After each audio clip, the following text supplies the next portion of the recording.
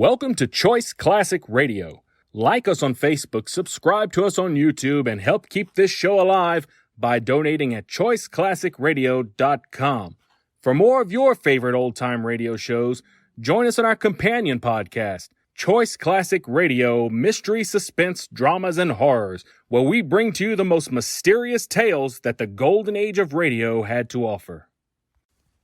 And now, with 728 episodes made, broadcasting on CBS Radio Network from 1949 to 1962, we bring to you yours truly, Johnny Dollar. From Hollywood, it's time now for Edmund O'Brien as... Johnny Dollar. Mr. Dollar, this is Miss Beale at the travel office calling back. I got your plane space all right. Oh, good. Wait till I get a pencil. Okay.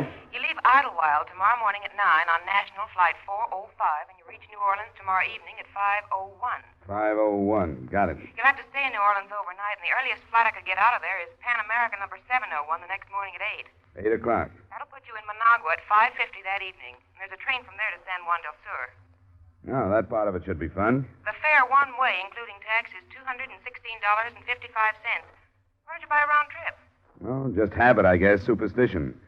I don't like to presume I'm going to get back from any of these trips I make. That would really be asking for trouble.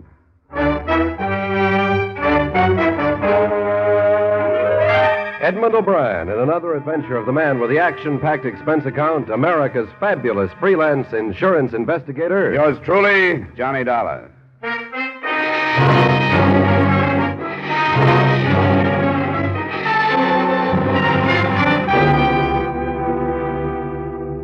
Expense account submitted by Special Investigator Johnny Dollar to Britannia Life Insurance Company, Hartford, Connecticut.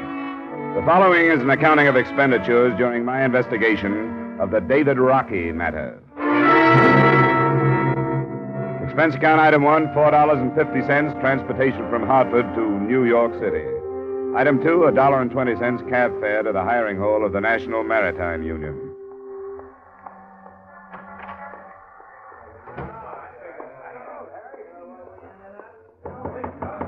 Tom? I talked with you on the phone, Mr. Richter. Dollar? Oh, yeah. Well, like I told you then, your man is in San Juan del Sur. Or if he left, we don't know about it.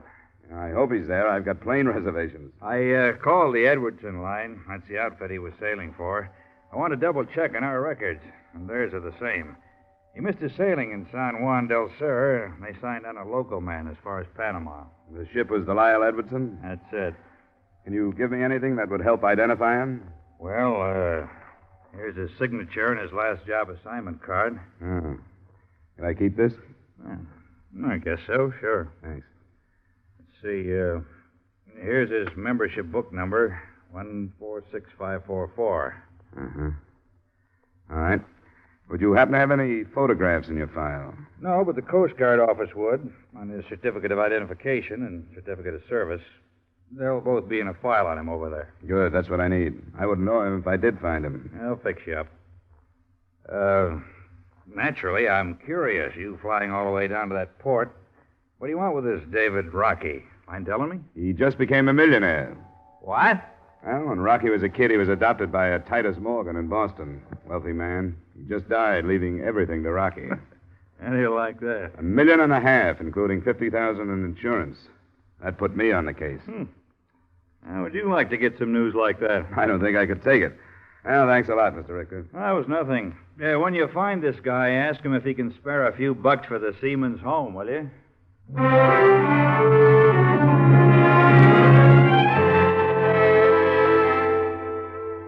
From the Coast Guard documents on David Rockey, I memorized his picture, and the next morning, I left New York. Expense account item 3, $297, fare and incidentals to Managua. Item 4, $35, a charter plane I finally arranged for the next day that put me in San Juan del Sur at 3 o'clock the next afternoon.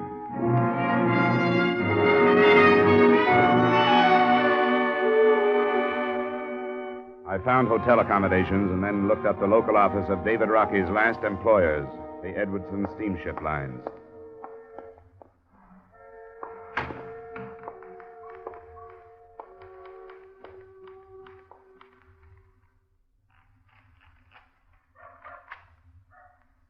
That's it. Oh. Good afternoon. Hello. My name is Dahl. I just arrived from Hartford, Connecticut. Well. My name is Wall, Clayton Wall. How do you do? Mr. Wall? Why on earth would anyone leave Hartford to come to a place like this? I'm an insurance investigator. I was sent down here to find a seaman who sailed on one of your ships, David Rockey. Remember him? Oh, yes. Certainly I remember him. Did you say insurance investigator? That's right. Why did you ask that? Oh, I just wondered. What do you want with him? He has some money coming from a policy and an estate. Oh. I think I'd go back to Hartford, Mr. Dollar. Why? David Rockey is not in a position to hear about money up in the States. Oh? He's in jail. He's being charged with murder. Oh, I see. When did this happen? I'm afraid I don't have all the particulars. The papers, they aren't famous here for accurate reporting. But he missed his ship, you know. That was not quite 2 weeks ago. Yes, I've been told that. I believe the reason was a drinking bout. And as a result of it, this employee of ours, a Nicaraguan, was killed. Stabbed to death, I believe. Why didn't anybody know about this in New York, his union or your company? Things move very slowly down here. Well, you must be in contact with your New York office. My communications are of a purely business nature, Mr. Dollar. I suppose that sounds rather inhumane. Yes, matter of fact, it does.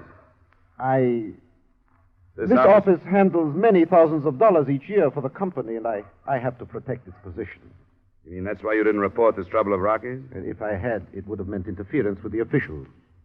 And that wouldn't have been good for you. It would not. One who wants to continue in business here doesn't interfere with the Guardia Nacional. It is both military and police. And like in all countries, they have legal procedures. I take it you haven't seen Rocky since he was arrested. No, I haven't.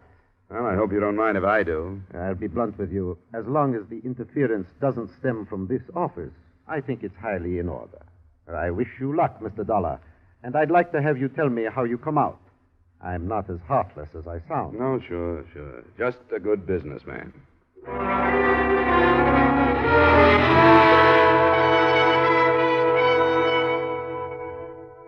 Before I tackled them, I learned what I could about the police setup in Nicaragua.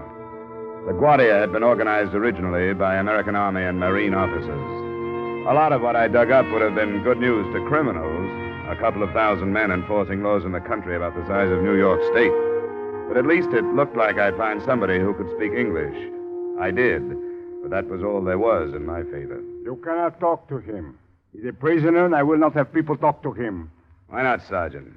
Why don't you want me to see him? It's for me to say. That is my order. You're an important man, I understand that, but there are some who are more important. What do you say? You're evidently used to dealing with people who are afraid of you. I don't have any reason to be afraid of you. Importance? I do not understand. And fear? I'm here under the proper papers. They give me certain rights. David Rockey was under papers, too. He has rights. Does he have a lawyer? He does not want one. That's difficult to believe. You think I lie? I think you'd better let me go see him. No. He's a prisoner. Prisoner or not, he has a right to see me.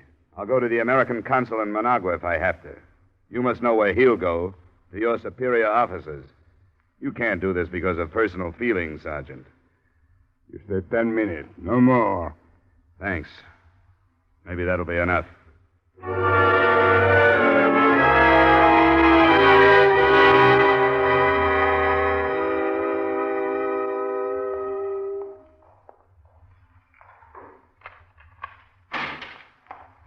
Who is it? Don't you have a light? No. Who is it? My name is Dollar, Rocky. I came down from the States to find you. That's a laugh. I know how these things go. They haven't even heard about it up there, so why should anybody come looking for me? Titus Morgan died. Oh, I'm sorry to hear that. What does that have to do with it? He, left you a little money. Some insurance. Company wanted to find you so they could clear their books. This a fact? Yeah. What about this murder charge? If you've been outside, you know more about it than I do. This is where I woke up, and this is where I've been. I don't know what's going on. What do you mean, this is where you woke up? I got drunk. I don't remember getting here. You know about the murder charge? Oh, yeah, they told me about that. What happened? I don't know. I drank too much. It almost seems like I got a Mickey. Did you kill this guy? Are you on the level? Certainly I am. Here, hold my wallet while I get a match. That's my operating license. My cards are inside. Connecticut. It's close to home. I'm sorry I was so suspicious, but you could have been working for the police, coming in here to give me some false hope and make me blab. What about the killing? I don't remember. I don't know what happened. His name was Sagasa. He was foreman of the longshoreman crew that loaded us. I know that. Well, I didn't have to stand watch that night, so I went with him. I've done it before. I knew him. There were all these drinks at his place finally with his wife. I remember midnight, but not much after that, except half remembering going to bed because I was so stiff. You went to bed there? I'm not even sure of that. I think so. I don't remember going anyplace else. And believe me, I've been trying to. What then?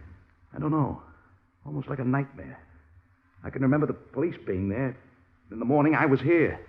And that Sergeant Ortega won't tell me what's going on or let me see anybody. I don't even know how he was killed. He'd been stabbed. He was lying on the floor in the middle of the front room. I wouldn't have any reason to kill Emiliano. You remember who was with you? Yeah, there was his wife, as I said. What's her name? Misha. Tell me about her. Well, there's nothing about her. She's Sagasa's wife. After I met him, I met her. I've made this port quite a few times and got to know them both. Mm-hmm. Who else was with you? 2 other men. One was Dave Light. He was a crew member of the ship, so he's gone. The other is Chris Binstead. He's in charge of the warehouses here for the Edwards Company. Then there was another girl, Alicia. I don't know where she came from. I'll find out. You're really going to look into it? Yeah? I don't see an American sitting here in a black cell without somebody helping him. I won't say I've been praying, but if I had been, you'd sure be the answer to them. I'll let you know what I find out. And Mr. Morgan died. That's right. He was a great man. I wish I'd stayed home. I'll try to see you tomorrow night. Hey! Hey, let me out!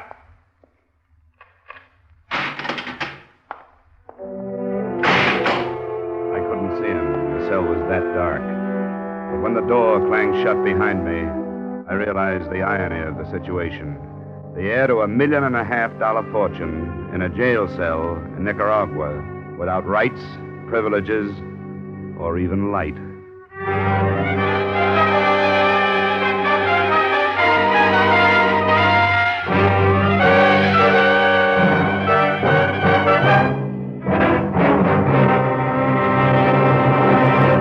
We will return you to the second act of yours truly, Johnny Dollar, in just a moment. Every Saturday night, Americans from coast to coast play Sing It Again. Do you? Well, if you don't know the fun and excitement you're missing. Prizes galore, plus a special jackpot prize if you can name the Phantom Voice. So stay at home, play at home on Saturday nights, when over many of these same CBS stations, Dan Seymour says it's Sing It Again. Now, with our star, Edmund O'Brien, we return you to the second act of yours truly, Johnny Dollar.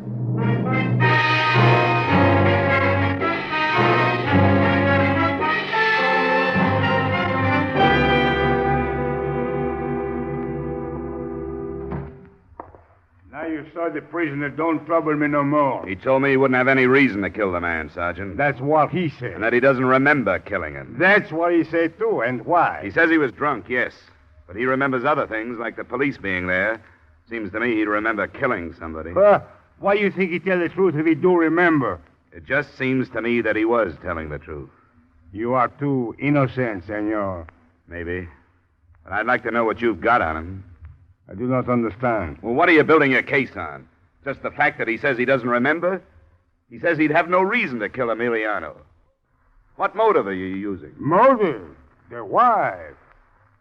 You mean there was something between Rockey and the wife? To herself, she is a cat, and all men, they are mice for her. All right, that's something. It wouldn't be enough in my country. No? That's nothing but the vaguest kind of circumstantial evidence. Don't you have anything real? The murder weapon, for example? It was not found. What about the fatal wounds, then? What kind of a knife made them, do you think? It was a wide knife.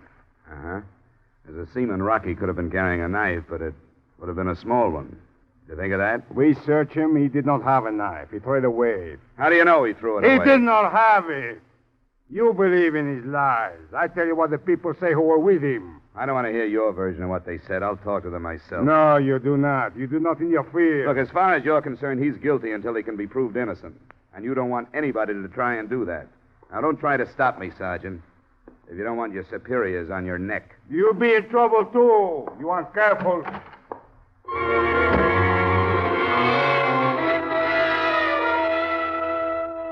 My first move was to get a cable off to Hartford advising the company of the situation and suggesting that the Titus Morgan estate send a lawyer to San Juan del Sur as quickly as possible. By then, it was 5 p.m.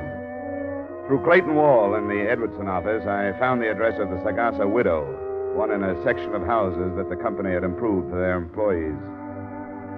Mrs. Sagasa was an attractive, unusually fair-skinned woman of maybe 23 or 4, who was outside enjoying the moist wind of evening when I arrived. She, too, spoke English.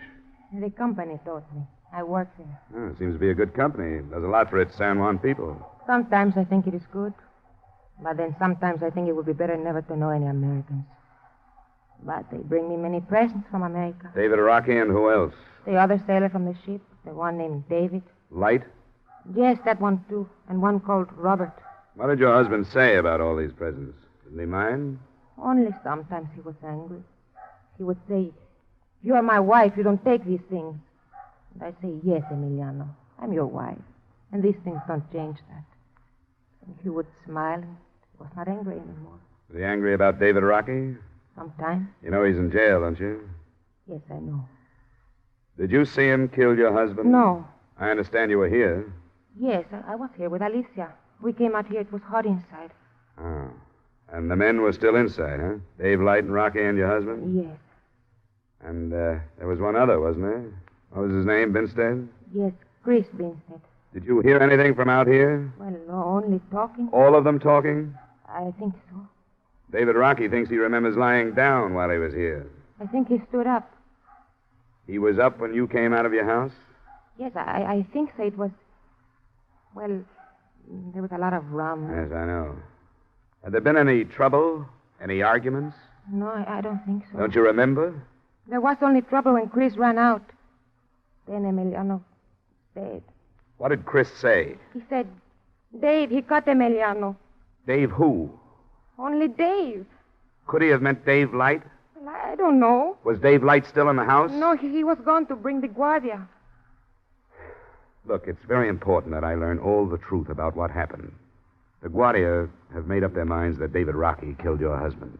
If he did, he'll be punished. But if he didn't, that's got to be proved. I came here to tell him that, well, that he had a new life to live. New life? What does this mean, this new life? David Rockey is a rich man in America now. Rich man? Do you know how much $1 million is? No. Well, it's more than you or your children or your grandchildren could ever spend here in San Juan. David Rockey has more than that now. He doesn't know. I came here to tell him about it. But when I found out about your husband, I didn't.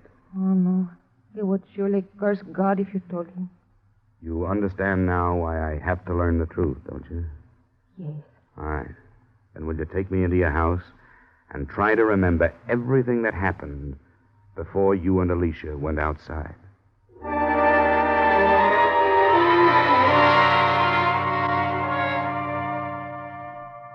Another Edwardson ship had docked that evening, and I found Chris Binstead on the wharf supervising the placement of the cargo that was streaming into the warehouse. He didn't want to, but he turned his job over to a helper and led me up some stairs to his office in the loft of the building. I don't quite get you being down here. You say Dave Rockey came into some money, huh? Yeah, a little. From an insurance policy. Somebody in his family? He didn't have any family. That's what I thought. He never talked about having a home or anything. Did you get in to see him? Yeah, I saw him. It's a whale of a spot he's in. Yeah. I feel sorry for him, but what else can you expect? Did you see him kill Sagasa, Chris? Yeah. And I don't want to see anything like that again. What happened exactly? Well, the whole thing was that everybody had been drinking too much. He passed out and laid down on a cot. If he'd stayed there, everything would have been all right. But Misha, she's nothing but a package of trouble anyway. She had to go over and try to wake him up. She said something that got her husband started. What do you mean, started? Yeah, riled up, something personal. So he goes over and dumps Rocky on the floor and tells him to get out and not come back. Rocky hit him once and then went out in the kitchen, got the knife. came back. Misha told me she was outside. Yeah, she was. I sent both the women out when the trouble started. She said there hadn't been any trouble. She knows better than that. Yeah, I guess so. Well, I can't see why she'd lie. I never figured them out, any of them. Anyway, Rocky came back with a knife, and they called each other some names, and then all of a sudden there was Emiliano on the floor. Then what? And that was the end of it. Went and told Misha what had happened. Dave Light went after the Guardia. What did you say to Misha? Oh, I just told her that Rocky had killed her husband. She says you told her Dave did, that you didn't say Rocky. Well, maybe I did say Dave, but I meant Dave Rocky. What are you pressing me for? Just trying to find out what happened. I told you what happened. How about this Dave Light? How come he was able to climb aboard his ship and leave? He reported the thing. Mr. Wall at the main office talked to the Guardia, and they let him go. What is all this, Dollar? You got the facts. It's funny that David Rocky doesn't remember killing him. Is that what he says? He doesn't remember? A man who does a thing like that when he's blind drunk is usually following his subconscious mind. That would mean that when he's sober, he probably would have thought about killing Emiliano. So? That would mean that the motive might be the elimination of the husband. Now, I can't figure a seaman who's here in San Juan only a few days at a time even thinking of going to these lengths to get rid of Misha's husband. What are you driving at, Dollar? I'm thinking out loud, I guess. Why? That'd better be all.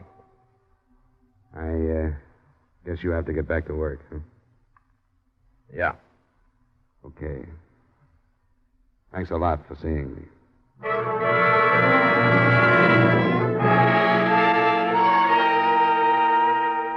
It was coal black when I left and made my way on foot back to my hotel. A message was waiting for me at the desk. Please phone Mr. Clayton Wall. Oh, Mr. Dollar, I've been waiting for you to call. Yes, Mr. Wall, what is it? The widow, Micha, came to my house. She wanted to get in touch with you. That's funny. I gave her my hotel. You were out and she couldn't find you. Oh, yeah, maybe that's it. What does she want? She didn't tell me, but she'll be at her house and would like to have you come there. All right, I'll go right over.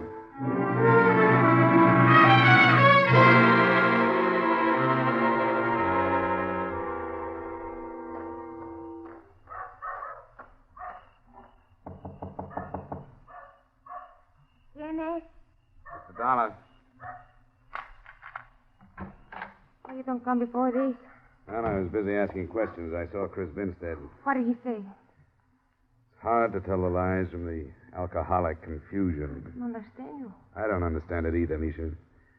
Well, why'd you want to see me? I found a knife Oh? Where? behind that... That chest?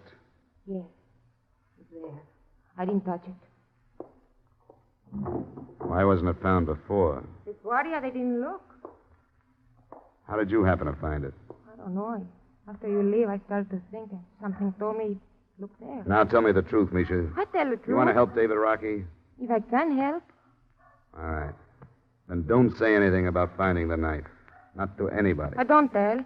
You didn't tell Mr. Wall? He asked me, but I don't tell. All right, leave it that way. Don't say anything to anybody.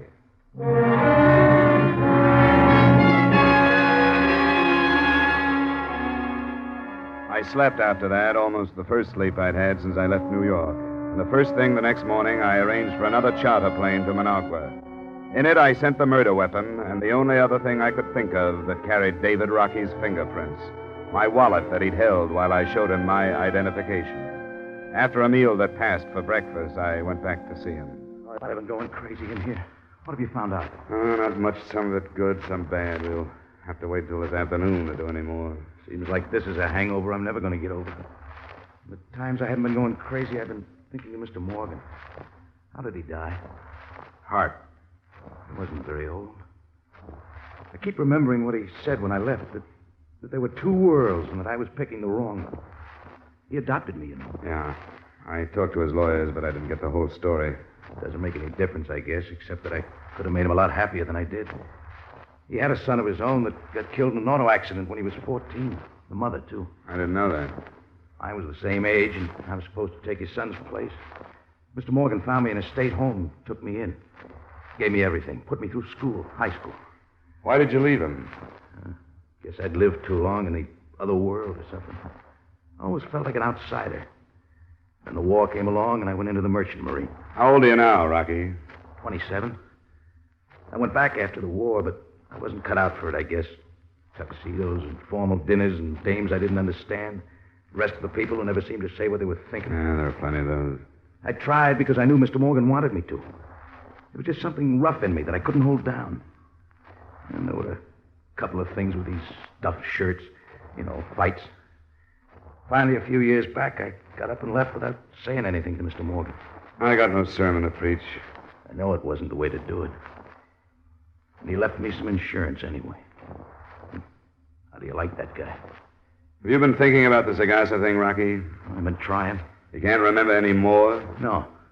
Does it look bad? I can't tell about these other people. I wouldn't have killed him. Misha's trouble, I know that, but I wouldn't have killed him. I didn't have any reason to. It's been my approach, but I haven't proved anything with it. You sit tight until I come back. Oh, here. Brought you some cigarettes.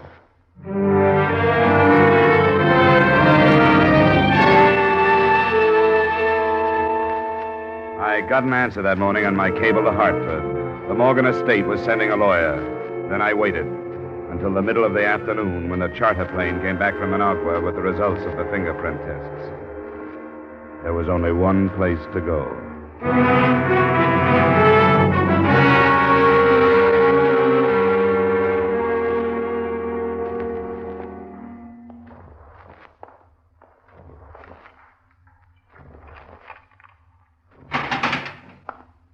That's you, Mr. Dollar? Why didn't you give me a straight story at the beginning, Rocky? Oh, what do you mean? Why didn't you tell me you killed him? Did I kill him? You know you did. No, I swear I don't. I don't remember.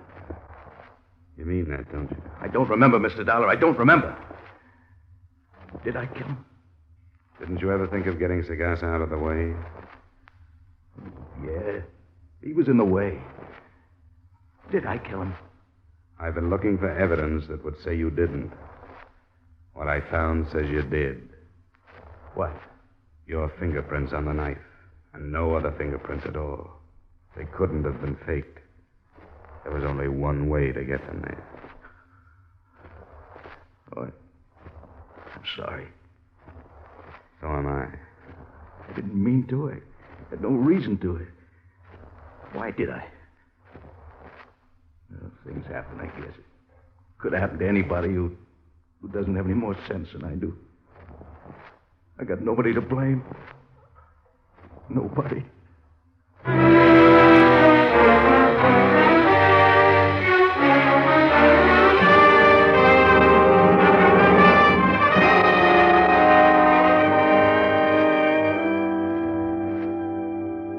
Expense account, item 5, same as items 3 and 4, transportation back to Hartford. Item 6, miscellaneous, $235. Expense account total, $840.75. Remarks? I'm sorry the mission wasn't more successful. The estate lawyer arrived before I left, and although he wasn't familiar with Nicaraguan courts, he felt that David Rockey had a chance on a second-degree murder plea. None of us knew what the terms would be. But we did know that $1.5 million was worth waiting for. Yours truly, Johnny Dollar.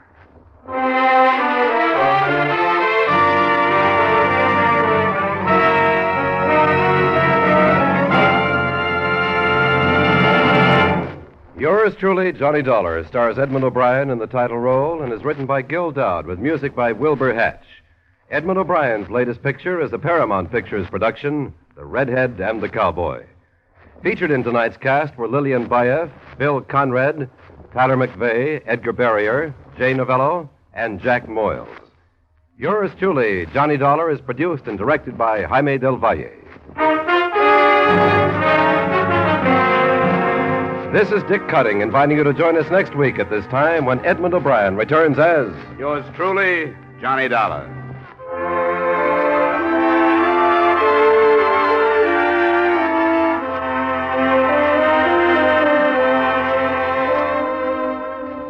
There's Saturday night fun with the young married set when Lucille Ball and her favorite husband come along later this evening on most of these same CBS stations.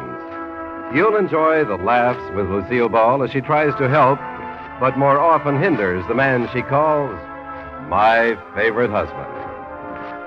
And now, stay tuned for Von Monroe's Caravan, which follows immediately over most of these same CBS stations. This is CBS, where Hopalong Cassidy rides every Saturday night, the Columbia Broadcasting System.